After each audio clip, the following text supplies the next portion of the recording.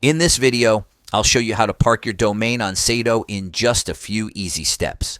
First, log into your domain registrar. That's where you bought your domain. For example, if you got it from GoDaddy, open your domain's DNS settings and replace your current name servers with Sedo's name servers, ns1.sedoparking.com and ns2.sedoparking.com.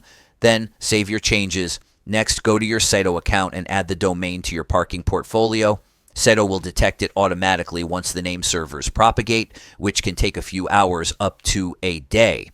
After that, you'll need to activate the parking option on Sedo. There are a few ways to do this, but one simple method is click on your domain, then click Traffic Info. Here you'll need to sign the data processing agreement for parking.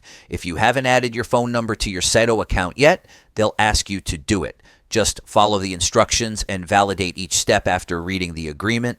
Finally, you'll see certification effectuate, which means your parking is activated. From now on, if your domain gets good traffic, you'll start earning from the ads Sedo places automatically.